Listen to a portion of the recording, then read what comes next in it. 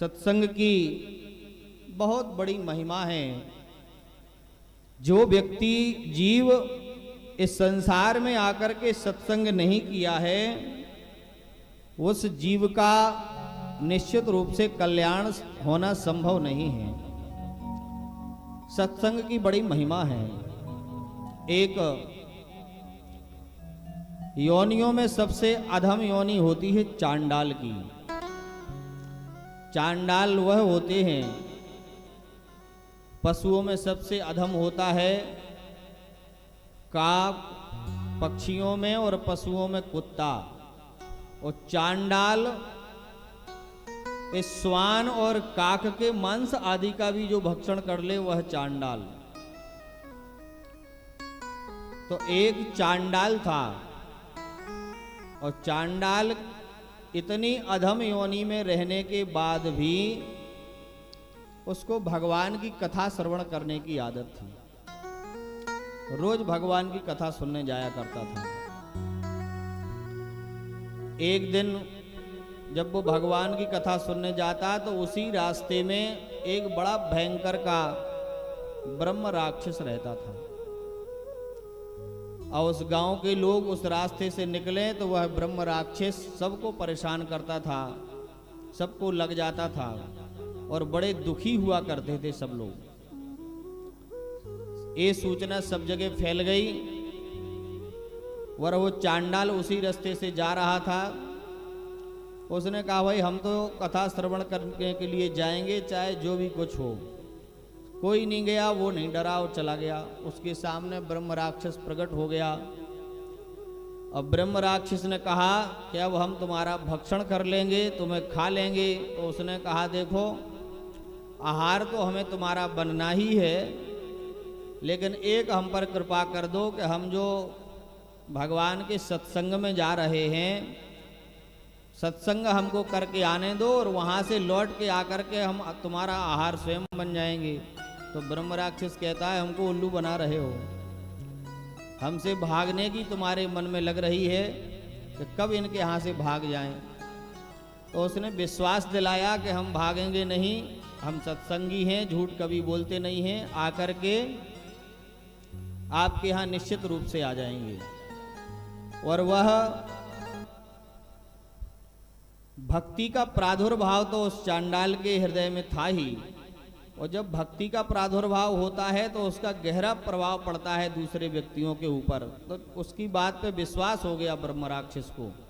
उसको छोड़ दिया, पूरा सत्संग सुना।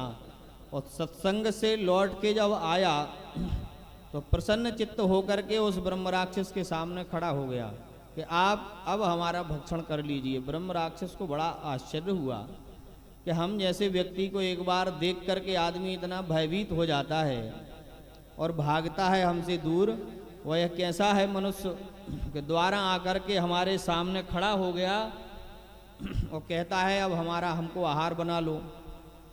तो वह कहता है इतने प्रसन्न कैसे हो, मृत्यु से तुम्हें भय नहीं लगता है?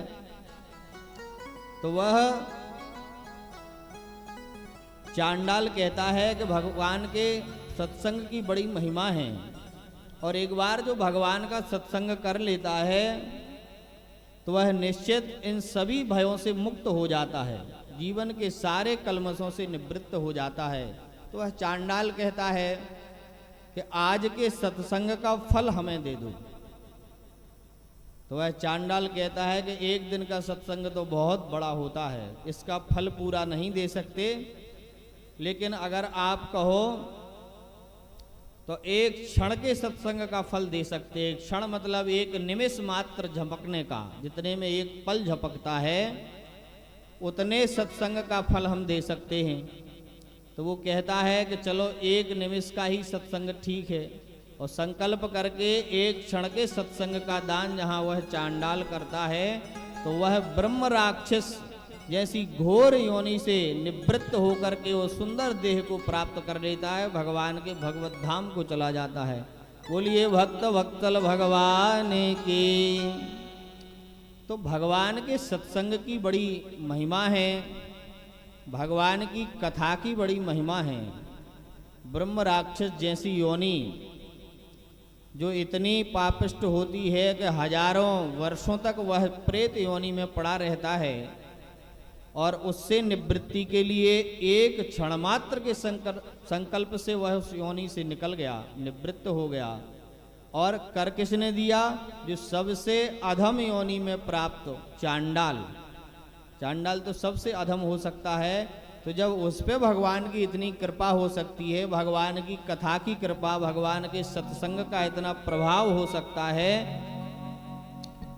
तो हम लोग तो भगवान के सदैव निकटतम स्थिति में हैं और भगवान के नित्य निरंतर भगवान का भजन कीर्तन सत्संग आदि करते रहते हैं। तो भगवान की हमारे हृदयांतकरण में ऐसी कृपा क्यों नहीं होती कि हम सारे दुखों से मुक्त हो जाएं, सारे द्वंद्वों से मुक्त हो जाएं, क्योंकि हमें संशय बना रहता है।